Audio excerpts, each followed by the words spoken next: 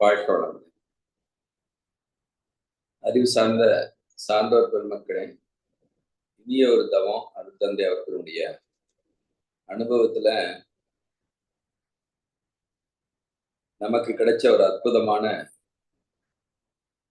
தியான பயிற்சி துரியாதீதம். நான் ஏற்கனவே பலமுறை சொல்லியிருக்கேன். உறைந்து உறைந்து இந்த நிலையில் பழகிக் கொண்டார் உலக இன்பங்களிலே அளவு கிட்டும் அப்படிங்கிறாங்க மகரிஷி. கரை நீங்கி அறிவு மெய்ப்பொருளாகும் அப்படிங்கிறார். கரைந்து போகும் தன்முனைப்பு காணும் தெய்வம் என்று இந்த தவத்தின் பெருமையை அருட்தந்தை அவர்கள் ஒரு பாடலில் மிகச்சிறப்பாக எடுத்துக் கொடுக்கிறாங்க. அன்பர்களே, நம்மளுடைய இந்த பயணத்துல முக்கியமான ஒன்று மனமற்ற ஒரு தன்மைய நாம பெறுவதற்குடைய அவசியம், அதை பெறுவதற்கான முயற்சி. ஏன் உடலும் மனமும் நாம் இந்த உலகத்துல மகிழ்ச்சியாகவும் ஆனந்தமாகவும் நோக்கத்தை நிறைவு செய்வதற்காக கிடைத்த அற்புத கருவிகள். அவைகளை நாம பயன்படுத்தணும். ஆனா அவைகளால நாம பயன்படுத்தப்பட்டிருக்கிறோம். அடிக்கடி ஐயா சொல்லுவாங்க, எளிமையான உதாரணம். ஒரு குயவன் வேணா பானையை செய்யணும், பானை குயவனை செய்யக்கூடாது. இங்க நாம் கையாள வேண்டிய மனம் நம்மை கையாண்டு கொண்டிருக்கிறது.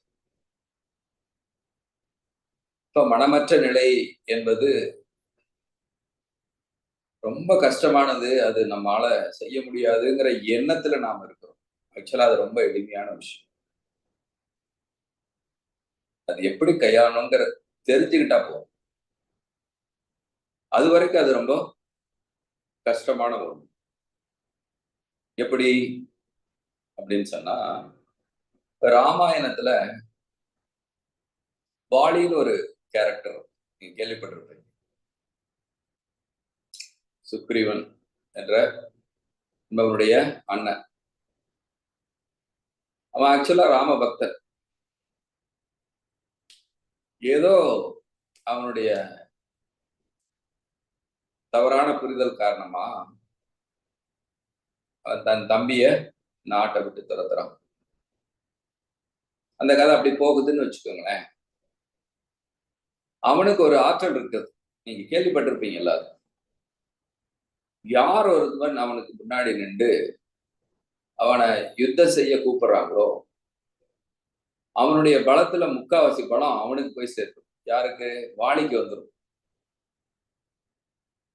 யார் ஒருத்தர் அவன் முன்னாடி நின்று அவனை யுத்தத்துக்கு அழைக்கிறாங்களோ, அவங்களுடைய வலிமை இருக்கு பாருங்க, பலம் இருக்கு பார்த்தீங்களா, அதனுடைய பெரும்பகுதியே யாருக்கு போய் சேரும்? வாலிக்கு போயிடும். ஆட்டோமேட்டிக்கா என்ன பண்ணுவான்? ஈஸியா யாரையும் ஜெயிச்சிருவான். எதுக்கு இதை சொல்றேன் அப்படின்னா, நம்ம மனம் அப்படிப்பட்டது. நீங்க அதற்கு மதிப்பளிச்சீங்கன்னா உங்களுடைய ஆற்றல், அதற்கு மதிப்பளிக்கிறது வேற யாரும் இல்லை, நம்மளுடைய ஆற்றல் தான், நாம தான். அது என்ன பண்ணும்? உடனே அதை தனக்கு வலிமை சேர்ப்பதற்காக எடுத்துக்கொள்ளும். இதெல்லாம் நம்ம உடம்புல நடக்கிற ப்ராசஸ்.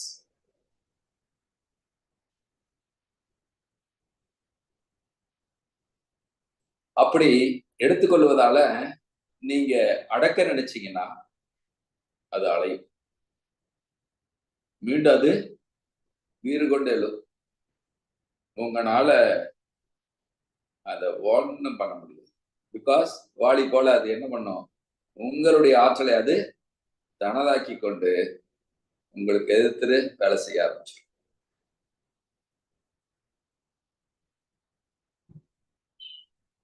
ஒரு ஆசிரமத்துல ஒரு குரு இருந்தார். அவர் ரொம்ப எளிமையானவர். அதை சுற்றி இருக்க கிராமங்கள்லாம் அவரை பற்றி ஒரு பெரிய நம்பிக்கை இருந்தது.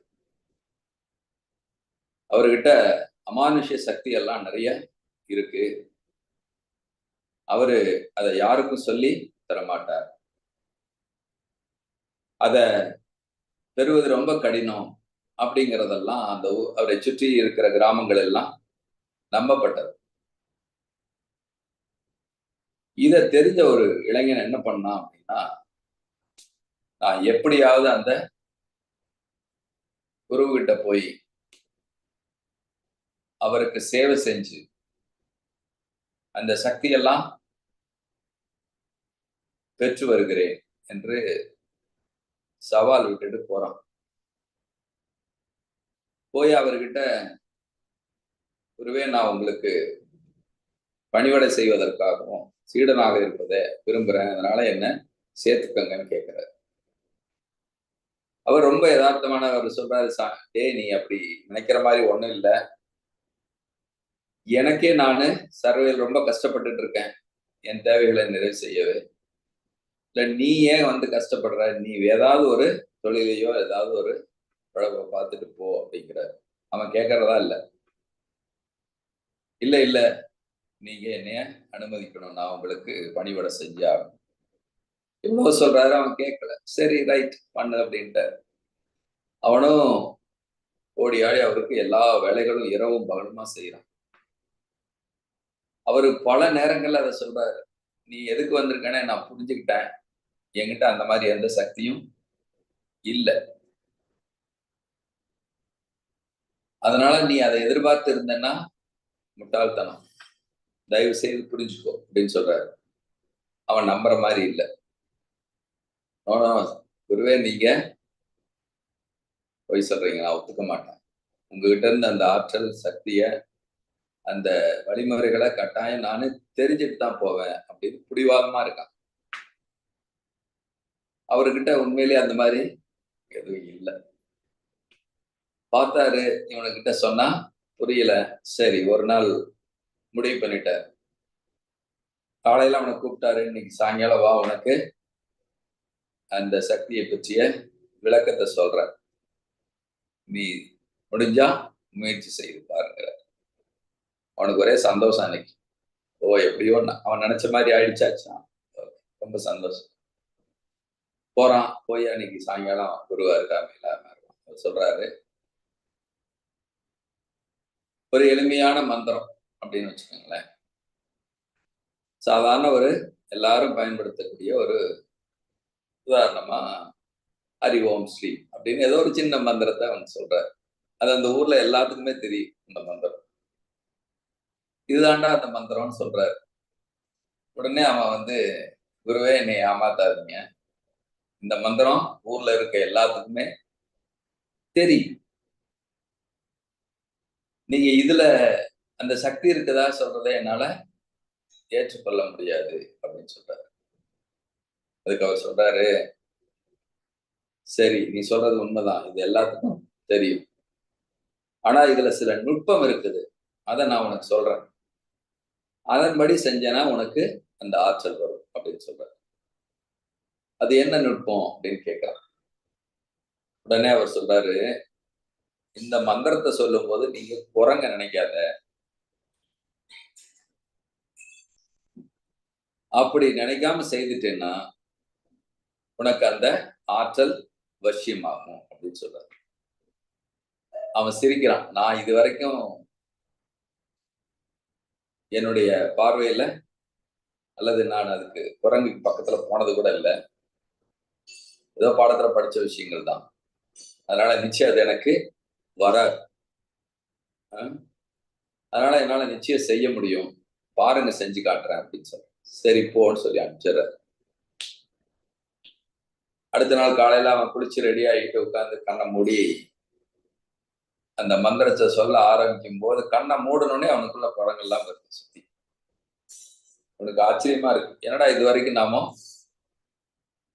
குரங்க பத்தி சிந்திச்சதே இல்லை, ஆனா குரங்கு வருது அப்படின்னு சொல்லிட்டு மீண்டும் அவன் பல வழியில முயற்சி செய்யறான், என்னென்னமோ போராடுறான். ஆனா இவன் மந்திரம் சொல்ல ஆரம்பிக்கலான்னு உட்காரும் போது கண்ணை மூடுனா அவனுக்கு நிறைய குரங்குகள் அதிகமா வந்துகிட்டே இருக்கு.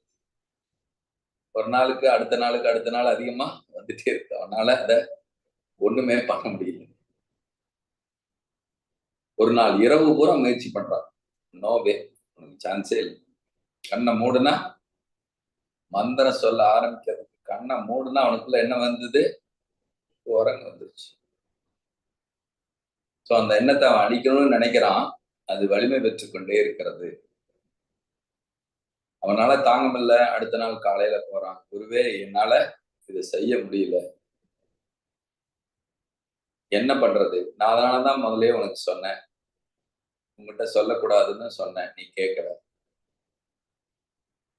இப்ப ஒண்ணு இல்ல, நீ அதை எனக்கு திருப்பி என்கிட்ட ஒப்படைச்சிரு. நீ பாட்டுக்கு உன் வேலையை போய் பாருங்கிறாரு. ஆமா குருவே, இது என்னால முடியாது. கண்ணை மூடுனா குரங்குகளா தான் வருது. எவ்வளவோ ட்ரை பண்ண முடியல. இதை நீங்களே வச்சுக்கோங்கன்னு சொல்லி அவர் கையில கொடுக்கறதாக பாவனையா கொடுக்குறான். அவர் சரி, நான் பெற்றுக்கொண்டேன் போங்கிற. அவன் போறான். போய் அடுத்த நிமிஷம் உட்கார்ந்து கண்ணை மூடுறான். அவனுக்கு மந்திரங்களும் வர்றதில்ல, குரங்கும் மறைஞ்சிருச்சு. ஏன் இந்த கதையை சொல்றேன் அப்படின்னு சொன்னா, ஏதாவது ஒரு எண்ணத்தை நீங்க வேண்டாத எண்ணம் அப்படின்னு தவிர்க்க நினைச்சீங்கன்னா, அல்லது வேண்டிய எண்ணம், எண்ணங்களை இது விரும்பியது, விரும்பாதது, நல்லது, கெட்டது, இது வேண்டியது, வேண்டாது அப்படின்னு எண்ணங்கள்னா அதை சார்ந்தவர்களை. இப்ப சிலர் நாமும் ரொம்ப மதிப்பு வச்சிருப்போம். அவங்க வீட்டுக்கு வர்றாங்கன்னு தெரிஞ்சோடனே மனசு என்ன பண்ணும்? படபடப்பாயிடும். ஐயோ, அவர் வராது, என்ன பண்றது? காஃபி வைக்கணுமா, டீ வைக்கணுமா, ஸ்வீட் வாங்குறது, அங்க போ, இங்க போ, அதை பண்ணு, இதை பண்ணு, வேலைகளை வாங்கு, சாப்பாடு பண்ணு. புரிஞ்சுங்களா? நமக்கு பிடிச்சவங்க. பிடிக்காதவன் வரான்னு வச்சுக்கோ, ஐயோ இவன் பிடிக்காதவன் வரான், வீட்டுக்கு வந்தாரே சண்டை. சரி, என்ன பண்றது? இவனை எப்படியாவது அனுப்பணுமே, என்ன சொல்ல போறானோ, வீட்டுல என்ன சண்டையில் போறான், இப்படி மதிப்பளிக்கவும் வேண்டாம், ஒதுக்கவும் வேண்டாம் அப்படின்னு சொல்றேன். எதை? எண்ணங்கள். எண்ணங்கள்னா யாராவது பற்றி தானே, ஏதோ ஒரு நிகழ்வுகளை பற்றி தானே உங்களுக்கு. அதனால ஒரு உதாரணத்துக்கு சொன்னாங்க. அப்படி வேண்டான்னு நீங்க வலுக்கட்டாயமா ஒதுக்கணும்னு நினைச்சீங்கன்னா, இந்த குரங்கு மாதிரிதான் அது என்ன பண்ணும்? அதிகமாகிக்கிட்டே தான் போகும். அப்போ அப்படிப்பட்ட ஒரு எண்ணத்தை வாளியை போன்ற நம்மிடம் இருக்கக்கூடிய ஆற்றலை பெற்று நம்மை ஜெயிக்கக்கூடிய அந்த எண்ணத்தை எப்படி கையாள போறோம்? எப்படி பண்ண போறோம்? எப்படி அதை நம்ம வசப்படுத்த போறோம்? இதுதான் நம்ம முன்னாடி இருக்கிற மிகப்பெரிய கேள்வி. கரெக்ட் தாங்க. தியானம்ங்கிறது எண்ணமற்று இருக்கிறது. அப்படி சொன்னா உங்களுக்கு கூட சந்தேகம் வரும். என்னடா இப்படி சொல்றாரு? அதை விட்டுட்டு நாம எதை சொன்னாலும் அதுக்கு மைண்ட் என்ன ஆயிடும்? மனம் அதுல லயமாயிடும், போய் அதுல பிக்ஸ் ஆயிடும். இப்ப எப்படி இதை கையாள்றது? எண்ணங்களற்ற எப்படி இருப்பது? நான் சொன்னது போல, இப்போ ஒரு போக்குவரத்து வாகனம் போயிட்டு வந்துட்டு இருக்கு. அது ஓரமா இருந்து பிளாட்ஃபார்ம்ல நின்று அதை வேடிக்கை பார்க்குற மாதிரி, எந்த இடையூறும் இல்லாம, இது நமக்கு பிடிச்ச வண்டி போனாலும் சரி, பிடிக்காத வண்டி போனாலும் சரி, நாம எப்படி ஒரு ஓரமா நின்று அதை வேடிக்கை பார்க்கிறோமோ, அதே போல நம் எண்ணங்களை வாட்ச் பண்ண, நாம கவனிக்கிறதுக்கு நாம தயாராகும். அதுக்கு மதிப்பளிக்க கூடாது. நல்லா புரிஞ்சுக்கங்க. கவனிக்கிறதுங்கிறது வேற, மதிப்பளிக்கிறதுங்கிறது வேற. மதிப்பளிச்சீங்கன்னா அது என்ன பண்ணும்? தன் வேலையை காய்க்க ஆரம்பிச்சு. அது வரும், போகும். மதிப்பளிப்பா அளிக்காம அதை ஜஸ்ட் நீங்க கவனிக்க ஆரம்பிச்சிட்டீங்கனாலே, அது ஒண்ணுதான் வழி, எண்ணங்கள் அடக்கம் பெறுவது. அதை விட்டுட்டு ஒரு நிறைய பேர் நான் கேள்விப்படுறேன். ஒரு தனியான இடத்துல, அமைதியான இடத்துல போய் தியானம் பண்றது, அல்லது இந்த ஊர் உறவுகள் எல்லாம் விட்டு ஒரு இமயமலைக்கு போற மாதிரி, அந்த மாதிரி ஒரு பெரிய டாஸ்க் எல்லாம் எடுத்து ட்ரை பண்றது. எங்க போனாலும் நம்ம மனம் நம்ம கூட தானே வரும். அது எப்படி உங்களை விட்டு போகும்? இந்த மனத்தையும் எண்ணத்தையும் சுமந்துக்கிட்டு தானே நீங்க போகும். எங்க போனாலும் அதுதான். எண்ணங்களற்று இருப்பது என்பது கவனிக்கிறது, வாட்ச் பண்ண. ஒரு ஞானி சொல்றாரு, பி எ வாட்சர் அப்படிங்கிறார்.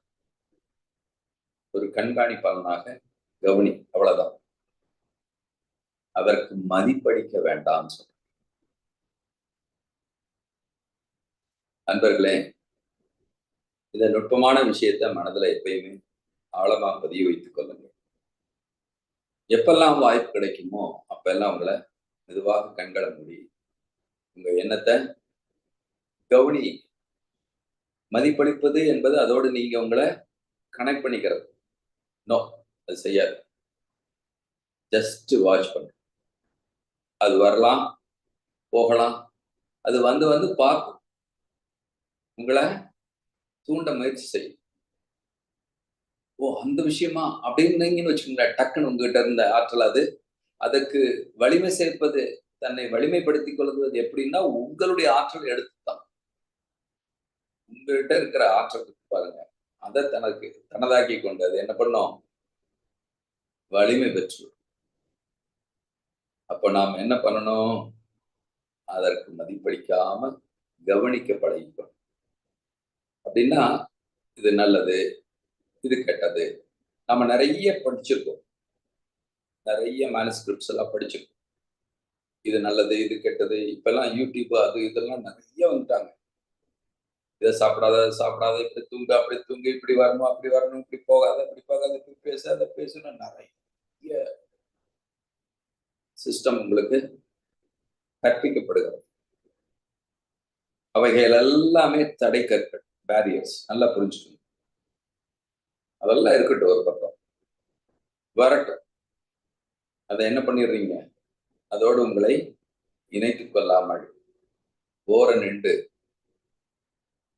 கவனிப்பவனாக, ஒரு பார்வையாளனாக பார்க்கக்கூடிய